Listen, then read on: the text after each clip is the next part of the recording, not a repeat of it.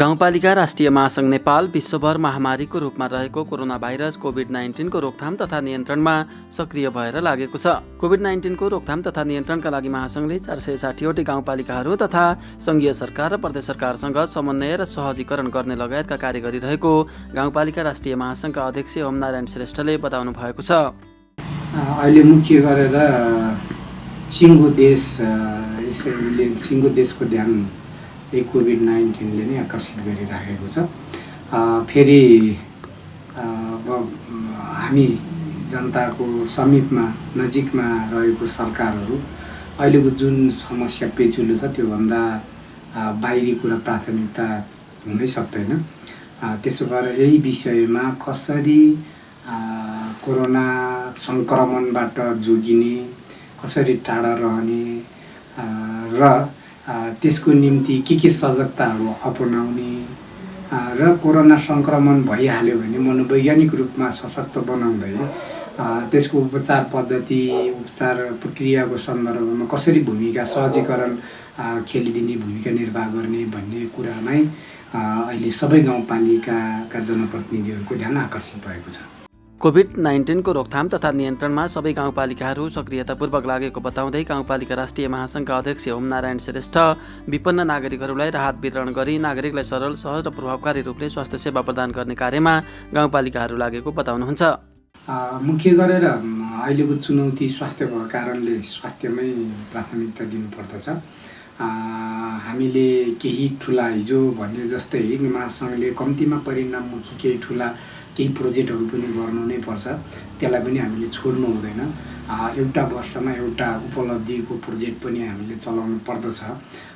त्योभन्दा बाहेक अरू चाहिँ त्यो निरन्तरता बाहेक अरू स्वास्थ्यमै केन्द्रित भएर हामी लाग्नु पर्दछ। त्यसै गरी चाहिँ अहिले चाहिँ आर्थिक रूपमा एउटा विपत्ति सिर्जना भएको छ। रोजीरोटी धेरैको चाहिँ हराएको छ। त्यसकारणले उत्पादनमूलक, रोजगारमूलक, आर्थिक गतिविधि क्रियाशील हुने खालको अलिकति श्रम केन्द्रित खालको परियोजनाहरू गर्नुपर्ने हुन्छ। त्यसकारणले हामीले हिजो केन्द्रीकृतलाई बेसी जोड दिन्थ्यौँ भने अहिले चाहिँ रोजगारमूलक केही विकेन्द्रित खालका श्रमसँग जोडिएका परियोजनाहरू पूर्वाधार पनि निर्माण गर्ने र जनतालाई आय आर्जन पनि हुने, रोजगारी पनि हुने खालका परियोजनाहरू पनि सञ्चालन गर्नुपर्ने हुन्छ। प्रदेश र स्थानीय सरकारले बजेट ल्याउनका लागि आवश्यक कार्य गरिरहेको बताउँदै गाउँपालिका महासङ्घका अध्यक्ष ओमनारायण श्रेष्ठले कोभिड-19 को रोकथाम तथा नियन्त्रण लगायत स्वास्थ्य, शिक्षा र जनतालाई प्रत्यक्ष राहत पुग्ने खालका योजनाहरू प्राथमिकता दिनुपर्ने बताउनु भएको छ। हरेक गाउँपालिकाहरूले राष्ट्रलाई आत्मनिर्भर बनाउनको निम्ति आफ्नो ठाउँबाट योगदान दिनको निम्ति जुन गाउँपालिकामा जे स्रोत साधन प्रबल छ, भूमि राम्रो भएको ठाउँमा कृषिलाई अलिक व्यापक विस्तार गर्नु पर्यो। भूमि उपयुक्त धेरै राम्रो छैन, धानजन्य उत्पादन हुँदैन भने पनि कृषिका अन्य जे चिजबिज उत्पादन हुन्छ त्योसँग सम्बन्धित लगानीहरू गर्न पर्यो। त्योसँग सम्बन्धित उत्पादनको वातावरणहरू निर्धारण गर्न पर्यो।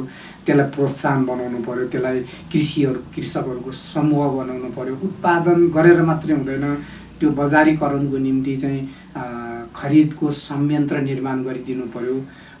त्यसकारण माग पनि सिर्जना गर्न पर्यो। उत्पादनले पूर्ति मात्रै सिर्जना गर्छ र मागको पनि सँगसँगै योजना बनाउनु पर्यो। अब भूमि कृषिको कुरा गरिरहँदाखेरि मेची महाकाली सबैतिर कृषि भने जस्तो तिर जाने र जनशक्ति जति त्यतै अल्मलिने खतरा पनि हुन्छ। हामीले कृषिमा प्रविधि सहितको उत्पादनलाई बढावा दिने हो, बाँझो जग्गामा उत्पादन गराउने हो।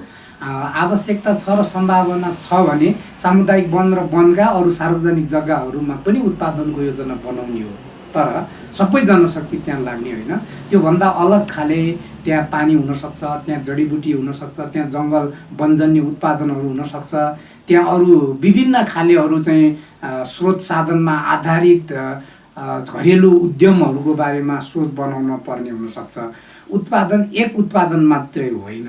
जस्तो लसुन अदुवा उत्पादन भयो भने त्यसबाट अचार हुनसक्छ, आलुबाट चाहिँ अरू हुनसक्छ। त्यसकारण अरू जे सामग्रीहरू छ त्यसलाई पनि कच्चा पदार्थ बनाएर व्यवसाय सिर्जना गर्ने ढङ्गले पनि अब गाउँपालिकाहरूले सोच्नुपर्छ र उद्यमका एक्सपर्टहरूले पनि यसलाई सहजीकरण गर्नुपर्छ र उद्यमका एक्सपर्टहरू गाउँपालिकाहरूले पनि खोजी नीति गरेर उहाँहरूको सहयोग गर्नुपर्छ। सिन्धुपाल्चोक जिल्लाको जुगल गाउँपालिकाका अध्यक्ष समेत रहनुभएका गाउँपालिका महासङ्घका अध्यक्ष ओमनारायण श्रेष्ठले जुगल गाउँपालिकामा कोभिड-19 को रोकथाम तथा नियन्त्रण, विपन्न नागरिकलाई राहत वितरण, क्वारेन्टाइन निर्माण लगायत कोभिड-19 को रोकथाम तथा नियन्त्रणका लागि हरसम्भव प्रयास भइरहेको पनि बताउनु भएको छ।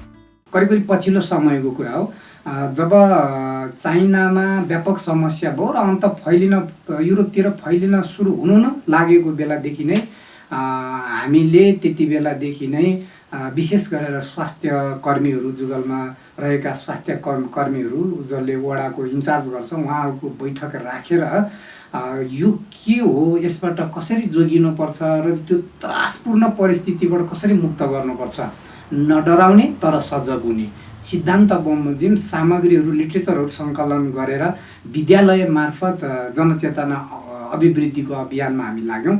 त्यसको सुरुवात गर्दा नगर्दै गुम्बामा यही कोरोनाको लक्षणसँग मिल्दोजुल्दो महामारी देखा परेपछि फेरि हाम्रो सिङ्गो पालिकाको ध्यान त्यहाँ केन्द्रित भयो। यो चाहिँ अहिलेको यहाँ कोरोनाको प्रभाव र त्यसको प्रभाव हेर्दाखेरि त्यो जटिल थियो। हामी एक दिन मात्रै ढिला भयो भए केहीजना मान्छेले त्यहाँ ज्यान गुमाउनु पर्ने खालको त्यस्तो महामारी आएको थियो। त्यो व्यवस्थापन गरिसकेपछि हामीले फेरि जनचेतनाको कामलाई सुरु गर्न अभियान सुरु गर्दै थियौँ। त्यस पछाडि लकडाउन घोषणा भयो अनि हामीले हाम्रो मुख्य काम भनेको जनतालाई सचेत पार्नु नै हो, सजग बनाउनु नै हो। सजग बनाउने, निडर राख्ने, आत्तिने नबनाउने। यो कुरालाई हामीले के गरेर जाने भन्ने निष्कर्ष निकाल्यौँ भने अब केही न केही बाहना बनाएर जानुपर्छ। त्यसको निम्ति मास्क र साबुन लिएर जाने, साबुनले हात धुने, मुख्य गरेर यसको मूल सुरु कुरो भनेको सरसफाइ नै हो। हात साबुन पानीले धुनु नै हो। त्यस कारणले साबुन दिने र प्र्याक्टिकल्ली हात धोएर देखाउने भनेर हामीले स्वयंसेविका दिदीहरूलाई उहाँहरूको सहयोग लियौँ। मास्क र साबुन चाहिँ प्रत्येक घरधुरीमा पुर्याउने काम भयो। त्यस पछाडि हामीले राज्यको लकडाउनलाई प्रभावकारी बनाउनलाई स्वयंसेवक परिचालन गरेर जुगलको सीमाबाट विधिवत भन्दा बाहेकका मान्छेहरू आउजाउ गर्न नपाउने गरेर व्यवस्थित गऱ्यौँ। अहिले पनि त्यो आजको मितिसम्म पनि छ। 1-2 जना स्वास्थ्यकर्मी र 2 जना चाहिँ पालो पालो गरेर स्वयंसेवक साथीहरू त्यहाँ परिचालित हुन्छ। बाहिरबाट कोही पनि मान्छे चाहिँ जो जहाँ छ त्यही रहनु नै यसको मुख्य औषधि भएको कारणले गर्दाखेरि बाहिरबाट आउने साथीहरूलाई हामी एकदम ससम्मान उहाँहरूलाई कन्भिन्स गरेर नआउनलाई भन्छौँ। जो जहाँ छ त्यहीँ रहनलाई भन्छौँ। आइहाल्नु भयो भने हामी उहाँलाई चाहिँ विधिवत ढङ्गले होम क्वारेन्टाइन अथवा चाहिँ सामूहिक क्वारेन्टाइन, यो क्वारेन्टाइन भन्ने शब्द चाहिँ फेरि हाम्रो जुगल गाउँपालिकाले चाहिँ क्वारेन्टाइन भन्नु हुँदैन, किनभने त्यहाँ भेन्टिलेटर छैन, त्यहाँ MBBS डक्टर छैन भनेर हामीले सुरक्षित सामूहिक आवास भनेका छौँ। जहाँ चाहिँ प्रत्येक व्यक्तिको निम्ति छुट्टा छुट्टै टोयलेटको व्यवस्था छ, बाथरुमको व्यवस्था छुट्टा छुट्टै छ। क्यान्टिनबाट खाना विधिवत ढङ्गले बनाएर पुर्याउने काम गरिन्छ। यसरी सुरक्षित सामूहिक आवासमा बस्ने वा होम क्वारेन्टाइनमा बस्ने रुल बनाएका छौँ। त्यसो गर्दाखेरि मान्छे आउने जाने फ्लो पनि त्यति धेरै हुँदैन। यसरी हामी लागिराखेका छौँ र हामीले विदेश बसेका जुगलवासीहरूको तथ्याङ्क सङ्कलन गरेका छौँ। उहाँहरू आउन चाहनेहरूको सूचीले लिएर दूतावासमा पहल कदमी गरेका छौँ। त्यसै गरी चाहिँ जुगलभित्र रहेका प्रत्येक टोलबाट अलिकति जोखिम सर्वेक्षण फारम सङ्कलन गरेर सम्भावित अलिकति जोखिममा भएकाहरूको हामीले पिसिआरका निम्ति पहल कदमी गरेका छौँ। करिब 19 जना जतिको पिसिआर भयो। सबैको सुखद कुरा भनेको सबैको नेगेटिभ आयो। विदेश जाने बाहेकको, विदेशबाट आउने जुन राज्यको मापदण्डमा छ त्यो राज्यले आफ्नो मापदण्ड बमोजिमै भयो।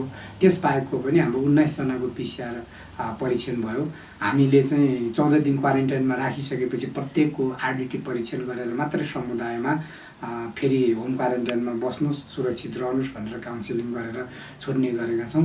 आम जुगलवासीले अन्य राजनीतिक दलहरू सहितको सहभागितामा यो निर्णय भएको कारणले गर्दाखेरि आफ्नै घर फर्किने कुराबाट पनि काठमाडौँ उपत्यकामा रहनुभएका मान्छेहरूले यो नियम मान्नुपर्छ, जुगल सरकारले गरेको नियमको पालना गर्नुपर्छ भनेर त्यो आउने प्रेसर छैन। हामीले अरू गाउँपालिकाहरूले जस्तो गाडीमा कोचेर फर्काउँदा नि फर्काएनौँ। जो जहाँ छ ती राख्नको निम्ति बरु जहाँ हुनुहुन्छ ती हामीले राहत व्यवस्था गर्यौँ। गाउँपालिका महासङ्घका वरिष्ठ कार्यक्रम अधिकृत राजेन्द्र प्रसाद प्याकुरेलले गाउँपालिकाहरूले कोरोना भाइरस कोभिड-19 को रोकथाम तथा नियन्त्रण र स्थानीय स्तरमा स्वास्थ्य सेवालाई छिटो, छरितो र प्रभावकारी बनाउन गरेका कार्यहरूको सबैले प्रशंसा गरेको बताउँदै गाउँपालिकाहरूले अग्रस्थानमा रहेर कोभिड-19 को रोकथाम तथा नियन्त्रणका लागि कार्य गरिरहेको बताउनु भएको छ। जनचेतना अभिवृद्धि गर्ने, त्यसै गरी क्वारेन्टाइनको व्यवस्थापन गर्ने, आइसोलेसनको व्यवस्थापन गर्ने, अब सङ्क्रमण देखिएकाहरूलाई क्वारेन्टाइनमा राख्ने, तिनीहरूको व्यवस्थापन गर्ने, त्यसै गरी उहाँहरू सङ्क्रमण थप फैलिन नदिनको लागि कन्ट्याक्ट ट्रेसिङका कामहरूमा चाहिँ समन्वय गर्ने, सहयोग गर्ने कामहरू मुख्य रूपमा गरिरहनु भएको छ भने, दोस्रो काम भनेको यो महामारीको सन्दर्भमा सबै कुराहरू लकडाउनमा छ, सबै व्यवस्था चाहिँ आर्थिक क्रियाकलापहरू गतिविधिहरू ठप्प छ।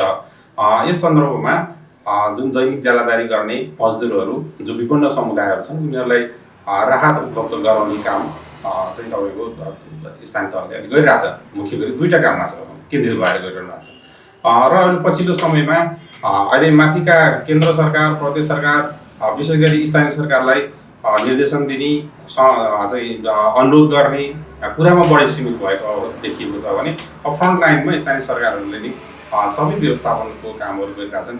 पछिल्लो समयमा विशेष गरी भारतबाट चाहिँ ठुलो सङ्ख्यामा चाहिँ नागरिकहरू भित्रिनु भएको छ। उहाँहरूलाई गाउँपालिकाहरूले बोर्डरमा नै गएर आफ्नो गाउँपालिकाका नागरिकहरूलाई आफूले गाडी रिजर्भ गरेर ल्याउनु भएको छ। उहाँहरूको टेस्ट गराउनु भएको छ। उहाँहरूलाई चाहिँ क्वारेन्टाइनमा राख्ने व्यवस्थापन, क्वारेन्टाइनमा राखिसकेपछि त्यसको PCR चेक गरेर चाहिँ घरमा पठाउने कामहरू, यी सबै कामहरू चाहिँ अहिले स्थानीय सरकारहरू आफैले नै सम्पादन गरिरहेको अवस्थाहरू छन्। अब यस सन्दर्भमा अब यो स्थानीय सरकारको कामको सन्दर्भमा चाहिँ अब यो महामारी नियन्त्रणको सन्दर्भमा स्थानीय सरकारको कामलाई लिएर धेरै ठाउँबाट प्रशंसा पनि भएको छ।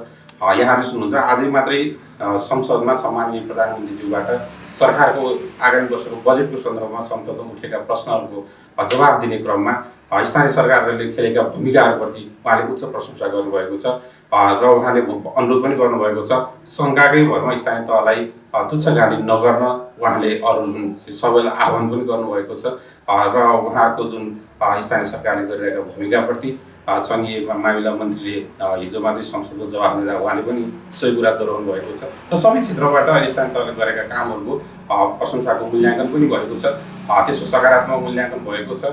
यस सन्दर्भमा उहाँहरूलाई अझ प्रोत्साहित गर्नुपर्ने जरुरी छ। त्यति हुँदाहुँदै पनि सीमित स्रोत साधनका बावजुद पनि उहाँले काम गर्नु भएको छ। त्यसमा पनि केही चुनौतीहरू छन्, जस्तै अहिले स्रोत साधनकै चुनौती चाहिँ ठुलो छ। उहाँहरूलाई चाहिँ जुन यो कोभिडको सन्दर्भमा बजेट विनियोजन थिएन, वार्षिक कार्यक्रमहरू योजनाहरू अहिले कटाउनु परेको छ, त्यसबाट चाहिँ कोरोना कोषमा जम्मा गरेर त्यहाँबाट खर्च गरिरहनु भएको छ। सङ्घीय सरकारले दिन्छु भनेको पैसाहरू अहिलेसम्म दिएको अवस्थाहरू छैन, पैसाहरू निकासा भएको छैन। केही प्रदेशहरूले थोरै रकम चाहिँ गाउँपालिकाहरूमा पठाएका छन्। ती सबै स्रोतहरू चाहिँ अहिले यसैमा लगाइएको कारणले गर्दाखेरि उहाँहरूका चाहिँ तपाईँको नियमित चाहिँ कार्यसूचीमा रहेका योजनाहरू कार्यान्वयनमा ठुलो समस्याहरू रहेको छ। यसका बावजुद पनि यो नियन्त्रणको सन्दर्भमा उहाँहरूले गरेको कामको सन्दर्भमा अहिले उहाँहरू त्यसमा लागिरहनु भएको छ र अब उहाँहरूको चाहिँ अनुरोध छ अब यसलाई चाहिँ सबै ठाउँमा एकै हिसाबले लकडाउन नगरिकन अब आर्थिक गतिविधि चाहिँ खुल्ला गर्नको लागि लकडाउनको मोडालिटी परिवर्तन गर्नको लागि सङ्घीय सरकारले अनुरोध गरिरहनु भएको छ।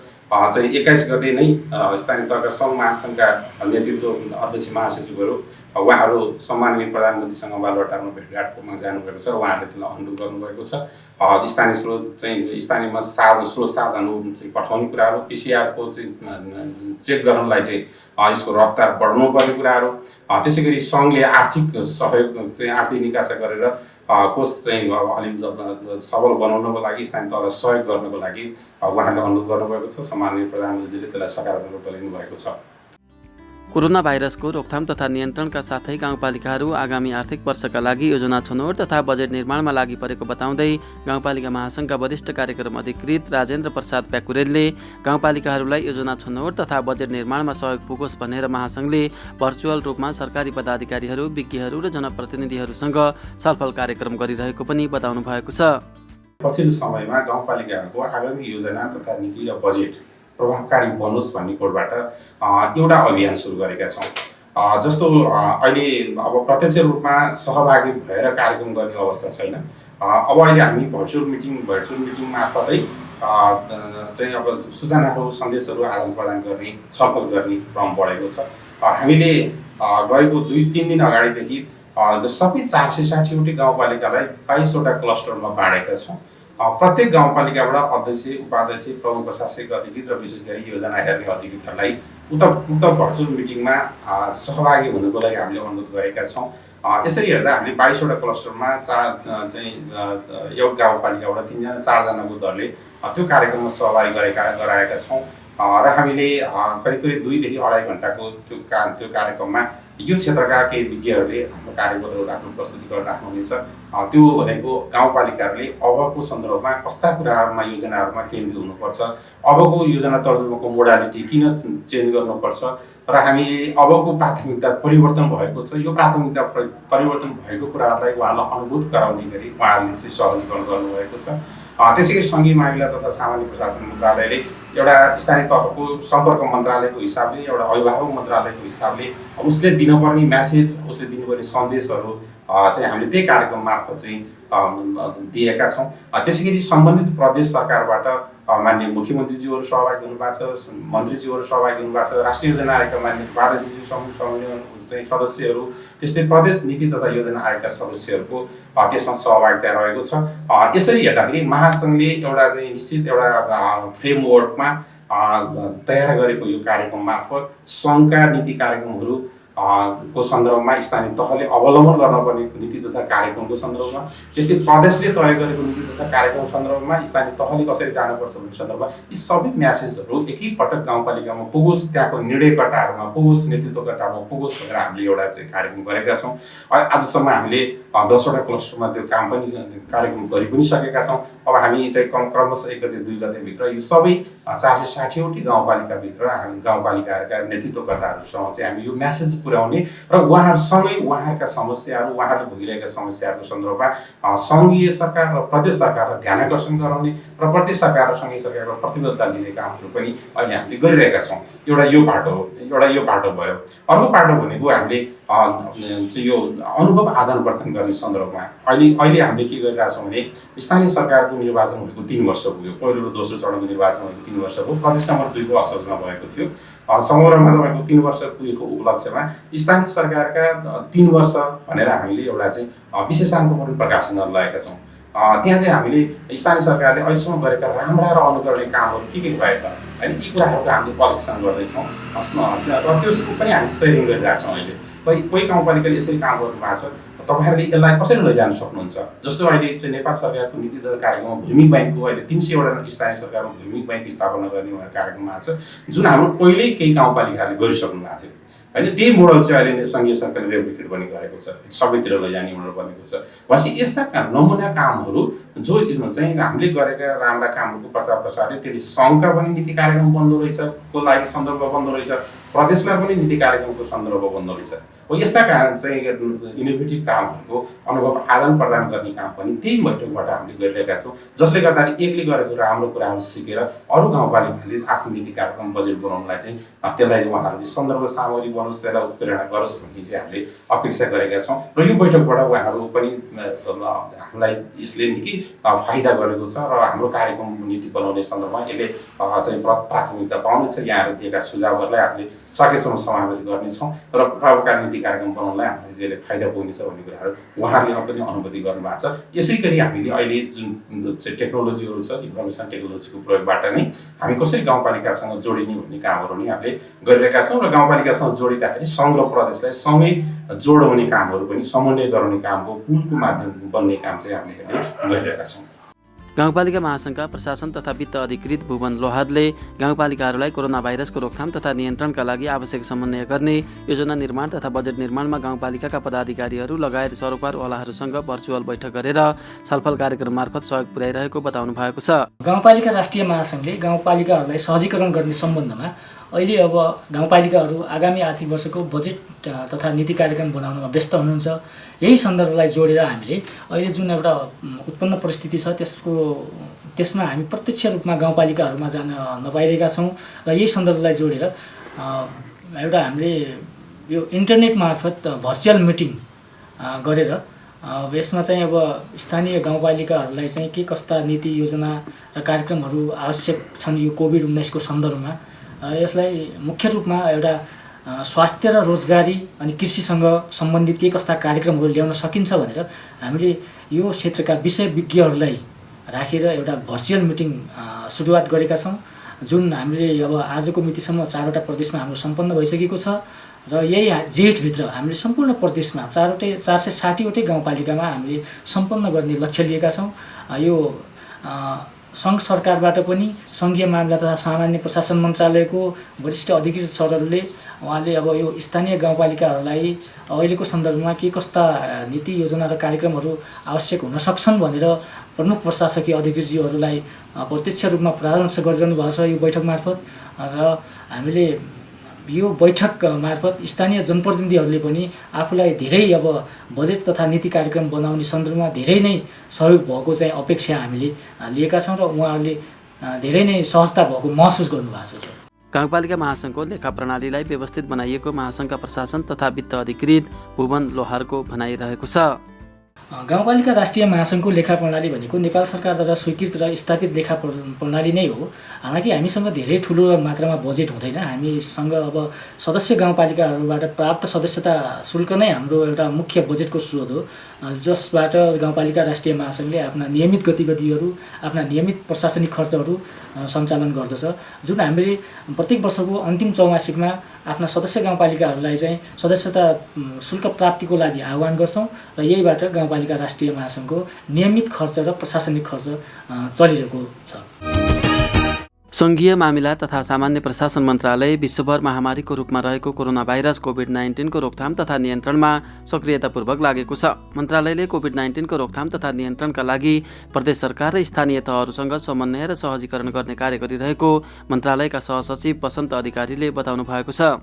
3 तहको सरकार छ। अहिले सङ्घीय सरकारले स्थानीय सरकारलाई निर्देशन दिने होइन, सहजीकरण समन्वय र सहअस्तित्वको सिद्धान्तमा आधारित रहेर अहिले हरेक कुरामा मन्त्रालयले सहजीकरणको प्रक्रिया अगाडि बढाएको छ। तपाईँलाई जानकारी छ, उच्च स्तरीय समितिबाट भएका निर्णयहरू, मन्त्री परिषदबाट भएका निर्णयहरू हामीले सम्बन्धित चाहिँ स्थानीय तहसम्म पुर्याउने काम चाहिँ एकदम छिटो साधनद्वारा स्थानीय तहसम्म पुर्याउने काम हामीले गरेका छौँ।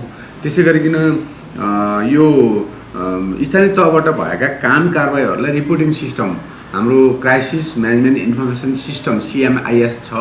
त्यसमा हरेक दिन स्थानीय तहहरूले त्यो रिपोर्ट चाहिँ हामीलाई उहाँहरूले चढाउने गरेको अवस्था र त्यसै गरिकन अहिले स्थानीय तहले राहत वितरणको सवालमा अहिले तपाईँलाई जानकारी गरौँ, हालसम्म 11 लाख घर परिवारलाई स्थानीय तहले राहत वितरण गरेका छ। त्यो राहत वितरणको सवालका कुरा होस्, विदेशबाट आउने नागरिकहरूको रेकर्ड राख्ने सवालका कुरा होस्, स्थानीय तहमा हेल्प डेस्कहरू राख्ने, सचेतनामूलक कार्यक्रम सञ्चालन गर्ने कुरामा स्थानीय तहले फ्रन्ट डेस्कमा बसेर काम गरेको अवस्था छ। अहिले यो हामीसँग रहेको भूगोल, टोटल भूगोलमा नजिकको सरकार भनेको जनतासँग रहेको सरकार, भूगोलसँग नजिक रहेर काम गरेको सरकार भनेको स्थानीय सरकार नै हो। प्रदेश सरकार र चाहिँ सङ्घ सरकारले गरेका निर्णयहरू, नीतिहरू, योजनाहरू र कार्यक्रमहरू स्थानीय सरकारको मार्फतै वास्तवमा कार्यान्वयन हुन्छन्। त्यो कारणले पनि सबै काम स्थानीय सरकारको काँधमा पुगेको, स्थानीय तहको जिम्मेवारीमा रहेको जस्तो भान पनि स्थानीय तहलाई भएको छ। तर के त भन्दाखेरि जनतासँग नजिकमा रहेको तह भनेको स्थानीय तह भएको कारणले पनि उहाँहरूलाई त्यो चाहिँ हुन पुगेको हो र यो वास्तवमा एउटा अवसर पनि हो, संहिताको औचित्यता पुष्टि गर्ने अवसर पनि हो चाहिँ स्थानीय तहलाई। त्यो हिसाबले अहिले हामी यो मन्त्रालयले लकडाउन पछि पनि हाम्रो मन्त्रालयका माननीय मन्त्रीज्यू, सचिवज्यू, सहसचिवहरू, उपसचिवहरू हामी निरन्तर आइरहेका छौँ। हामी बिदामा बसेका छैनौँ। सबै स्थानीय तहसँग समन्वय गर्ने सवालमा हामीले हिजो अस्तिका समयहरूभन्दा बढी अझ अग्रसर भएर अझ प्रभावकारी ढङ्गले अझ नियमित सञ्चारको चाहिँ सम्बन्ध स्थापित गर्न हामी सफल भएका छौँ। अहिले भनेको सङ्घीय मामला मन्त्रालयले मैले अघि पनि भने हामीले गर्ने भनेको सहजीकरण हो हाम्रो स्थानीय तहको फोकल मिनिस्ट्री सङ्घीय मामला सामान्य प्रशासन मन्त्रालय हो। त्यो हिसाबले पनि स्थानीय तहले कुनै काम कारबाहीमा आफ्नो कार्य सम्पादनमा कुनै कन्फ्युजन भयो भने सङ्घीय मामला तथा सामान्य प्रशासन मन्त्रालयले सोध्ने गरिन्छ। त्यसमा सङ्घीय मामला तथा सामान्य प्रशासन मन्त्रालयको फोकल पर्सनहरू मार्फत उहाँहरूका समस्यालाई इमिडिएट एड्रेस गर्ने काम हामीले गरेका छौँ। कोभिड-19 को रोकथाम तथा नियन्त्रणमा सबै गाउँपालिका र नगरपालिकाहरूले खेलेको भूमिका प्रशंसनीय रहेको बताउँदै सहसचिव बसन्त अधिकारीले मन्त्रालयले 7वटै प्रदेशमा प्रदेश सम्पर्क अधिकृत तोकेर कोभिड-19 को रोकथाम तथा नियन्त्रणका लागि कार्य गरिरहेको पनि बताउनु भएको छ। कोभिड-19 कोरोना सङ्क्रमणको जोखिम जब हाम्रो नेपालमा पनि बढ्यो, त्यसको सङ्क्रमणको जोखिमको सुरुवात जब हुन थाल्यो, त्यसपछि सङ्घीय मामला तथा सामान्य प्रशासन मन्त्रालयले चैतको 4 गते नै हामीले चाहिँ सबै स्थानीय तहहरूसँग समन्वय गर्नको लागि 7 जना हाम्रो उपसचिवहरूलाई फोकल पर्सनको रूपमा हामीले तोक्यौँ र उहाँहरूसँग रेगुलर अहिले पनि हरेक दिन ती फोकल पर्सनहरूले स्थानीय तहका प्रमुखहरूसँग स्थानीय तहले कोभिडका सवालमा कुनै काम गर्ने क्रममा समस्या पऱ्यो भने उहाँहरूले कोअर्डिनेसन गर्ने क्रम अहिले पनि जारी छ, नम्बर 1। दोस्रो, जब यो चाहिँ अगाडि सङ्क्रमणको जोखिम अगाडि बढ्यो त्यसपछि हाम्रो मन्त्रालयले हटलाइन सेवा सुरु गरेको छ। बिहान 6 बजेबाट बेलुका 6 बजीसम्म एउटा टोल फ्री नम्बर छ, एउटा ल्यान्डलाइन नम्बर छ। त्यहाँबाट पनि दैनिक रूपमा स्थानीय तहले गरेका काम कारबाहीका सवालमा चित्त नबुझेमा सुझाव सल्लाह दिनको लागि हामीले सबैलाई अनुरोध गरेका छौँ। त्यो पनि हामीले गरेको प्रयासमध्ये एउटा हो। त्यसै गरिकन हामीले विभिन्न 62वटा स्थानीय तहहरू सबै चाहिँ प्रदेश समेट्ने गरिकन हिमाल पहाड तराईलाई समेट्ने गरिकन 62वटा स्थानीय तहसँग हाम्रा माननीय मन्त्रीज्यूले नै जुम मिटिङ मार्फत कोभिडका सवालमा भएका कामका सवालमा मन्त्रालयको तर्फबाट दिनुपर्ने स्पष्ट भनाइ जानकारी र उहाँहरूको कन्फ्युजन दूर गर्ने सवालमा माननीय मन्त्रीबाट जुम मिटिङ मार्फत चाहिँ त्यो सहभागिता पनि भएको छ। त्यसै गरिकन अहिले हामीले यहीँ उपत्यकाको सवालमा उपत्यकामा रहेका विभिन्न नगरपालिकाहरूका 18वटा नगरपालिकाको एउटा फोरम छ, उपत्यका नगरपालिका फोरमका पदाधिकारीसँग हामीले पटक अन्य मन्त्रालयका माननीय मन्त्रीलाई पनि चाहिँ बोलाएर कोभिडकै सवालमा उपत्यकामा कसरी सुरक्षित रहन सकिन्छ भनेर स्थानीय तहसँग हाम्रो समन्वय अगाडि बढेको छ। त्यसै गरिकन स्थानीय तहले काम कारबाहीको सवालमा कुनै बाधा अड्काउ परेको सन्दर्भमा कानुनी रूपमा अथवा कुनै चाहिँ दुविधा परेको सवालमा चाहिँ लिखितम चाहिँ कुनै त्यस्तो जानकारी दिने, बाधा अड्काउ पुर्याउने काम पनि मन्त्रालयले रेगुलर गरेको अवस्था छ। स्थानीय तहले आगामी वर्षका लागि बजेट ल्याउँदा कोभिड, रोजगारी सिर्जना, कृषि, स्वास्थ्य, शिक्षा लगायत जनतालाई प्रत्यक्ष लाभ पुग्ने खालका योजनाहरूलाई प्राथमिकता दिनुपर्ने सङ्घीय मामिला तथा सामान्य प्रशासन मन्त्रालयका सहसचिव बसन्त अधिकारी बताउनुहुन्छ। स्थानीय तहले बजेट ल्याउँदा कोभिड उन्मुख बजेट अबको केन्द्रित हुनुपर्छ भन्ने सहितको विषय समेटेर बजेट ल्याउँदा स्थानीय तहले ध्यान दिनुपर्ने विषयहरू भनेर हामीले स्थानीय तहलाई सर्कुलेट गरिसकेका छौँ, परिपत्र गरिसकेका छौँ।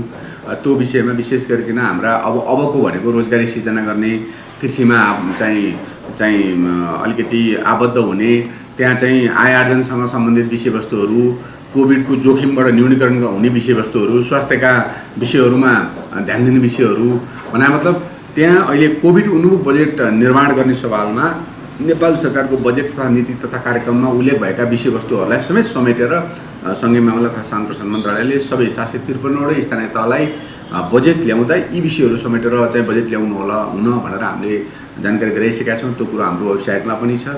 असार 1 गते प्रदेश सरकारको बजेट आउँछ, असार 10 गते स्थानीय सरकारको बजेट आउँछ। अब स्थानीय तहले बजेट ल्याउँदा यी विषयवस्तुहरूलाई आगामी आर्थिक वर्षमा यी उल्लेखित नेपाल सरकारका नीति तथा कार्यक्रममा उल्लेखित विषयवस्तुहरूलाई पनि कन्टिन्यू गर्नुपर्ने, जोड दिनुपर्ने अवस्था रहन सक्छ। अर्को चाहिँ अहिले स्थानीय स्तरमा रोजगारी सिर्जना गर्ने, स्थानीय उत्पादन वृद्धि गर्ने, साना तथा घरेलु उद्योगहरू जो चाहिँ वास्तवमा अहिले चाहिँ ओजनमा परेका छन् तिनलाई परिचय गर्ने र मान्छेलाई आय आर्जनमा आबद्ध गराउने विषयहरू र यो विशेष गरिकन जुन महिला चाहिँ असहाय महिला, बालबालिका, गर्भवती महिलाहरू, ज्येष्ठ नागरिकहरू जो अशक्तहरू हुनुहुन्छ, जसलाई सहारा चाहिन्छ, ती व्यक्तिहरूलाई सहयोग गर्ने, त्यसलाई विशेष प्राथमिकता दिएर बजेटहरू कार्यान्वयन गर्ने, बजेटलाई तर्जुमा गर्ने विषयमा चाहिँ स्थानीय तह केन्द्रित हुनुपर्छ। यी आदि विषयहरू समेटेर हामीले एउटा बजेट तर्जुमा सम्बन्धी मार्गदर्शन पनि पठाइसकेका छौँ। सङ्घीय मामिला तथा सामान्य प्रशासन मन्त्रालयले बजेट निर्माणका लागि आवश्यक समन्वय र सहजीकरण गर्ने कार्य गरिरहेको सहसचिव बसन्त अधिकारीको भनाइरहेको छ। यसैबीच सङ्घीय मामिला तथा सामान्य प्रशासन मन्त्रालयका सचिव सूर्यप्रसाद गौतमको अध्यक्षतामा प्रदेश तथा स्थानीय शासन सहयोग कार्यक्रम PLGSPको राष्ट्रिय कार्यकारी समितिको बैठक सम्पन्न भएको छ। सो बैठकमा प्रदेश तथा स्थानीय शासन सहयोग कार्यक्रम PLGSPको प्रभावकारी कार्यान्वयन, प्रदेश र स्थानीय तहको आवश्यकता सम्बोधन, स्थानीय तहका सङ्घ महासङ्घसँगको सहकार्य लगायतका विषयमा छलफल भएको प्रदेश तथा स्थानीय शासन सहयोग कार्यक्रम PLGSPका राष्ट्रिय कार्यक्रम प्रबन्धक रमेश अधिकारीले जानकारी दिनुभएको छ। PLGSP प्रोग्रामको नेसनल एक्जिक्युटिभ कमिटी यो अत्यन्त महत्त्वपूर्ण कमिटी हो र यसको चेयर चाहिँ हाम्रो मन्त्रालयको सचिवज्यूले गर्नुहुन्छ र यसमा डेभलपमेन्ट पार्टनर्सको सबै डेभलपमेन्ट पार्टनर्सको प्रतिनिधित्व, त्यसपछि प्रधानमन्त्री कार्यालय, राष्ट्रिय योजना आयोग, अर्थ मन्त्रालय, वित्तीय आयोग, शिक्षा मन्त्रालय, कृषि मन्त्रालय, स्वास्थ्य लगायतका मन्त्रालयहरूको चाहिँ प्रतिनिधित्व यसमा हुन्छ। र हिजोको मिटिङमा पनि हामीले दुईटा मोडलबाट यो सोसल डिस्टेन्सिङलाई कायम गर्दै हामीले चाहिँ नि जुम मेथडबाट र रियल मेथडबाट दुईटै मेथडबाट हामीले चाहिँ नि यो बैठक गरेका हौँ। र किन यसो गरियो भन्दाखेरि सकेसम्म पार्टिसिपेन्टका कुराहरू त्यहाँ आउन् र यो PLGSP जुन प्रोग्राम छ यसलाई कार्यान्वयन गर्ने सिलसिलामा सबैको साथ र सहयोग होस् भन्ने हिसाबमा हामीले त्यसो गरेका हौँ। र हिजोको मिटिङमा LG एसोसिएसन, लोकल गभर्मेन्ट एसोसिएसनका प्रतिनिधिहरू, अध्यक्षज्यूहरू नै हुनुहुन्थ्यो सबै। त्यसपछि गएर अरू मन्त्रालय र आयोगका प्रतिनिधिहरू पनि हुनुहुन्थ्यो र डेभलपमेन्ट पार्टनर UNDP लगायतको प्रतिनिधित्व थियो र त्यो प्रतिनिधित्वमा PLGSPलाई कसरी अगाडि बढाउने विषयमा निकै लामो छलफल भयो र छलफल निकै सकारात्मक रह्यो र PLGSP प्रोग्रामलाई स्थानीय तह र प्रदेश तहको आवश्यकतालाई सम्बोधन गर्ने गरी अगाडि बढाउनु पर्ने कुरामा एसोसिएसन्सहरू, विशेष गरी लोकल गभर्मेन्ट एसोसिएसनहरू र अरू स्टेक होल्डरको पनि जोड रह्यो। र त्यसपछि हामीले चाहिँ के गर्यौँ भन्दाखेरि प्रोग्रामलाई इम्प्लिमेन्टेसन गर्ने सिलसिलामा LG एसोसिएसनलाई अझ अनबोर्ड गरेर उहाँहरूसँग अझ थप समन्वय र सहकार्य गर्ने सहमति भएको छ एउटा विषय। अर्को विषय, हामीले अर्को वर्षको एनुअल स्ट्राटेजिक प्लान जुन इम्प्लिमेन्टेसन प्लान हो त्यो प्लानलाई बैठकमा उठेका सकारात्मक विषयहरू, सान्दर्भिक विषयहरूलाई समेटेर त्यसलाई चाहिँ नि पास गर्ने निर्णय पनि भएको छ। र त्यसै गरेर बैठकले अहिलेको वर्षमा जुन कार्यक्रम सञ्चालन भयो यो कोभिडको चुनौती अनि त्यसपछि कार्यक्रम कार्यान्वयन पनि ढिलो भएको हुनाले यसमा हामीले सोचे जति प्रगति गर्न नसकेको र आगामी दिनमा यसलाई अझ थप प्रभावकारी बनाउनको लागि सबै होरिजेन्टल भर्टिकलसँग समन्वय र सहकार्यको आधारमा अगाडि बढाउने कुरामा सहमति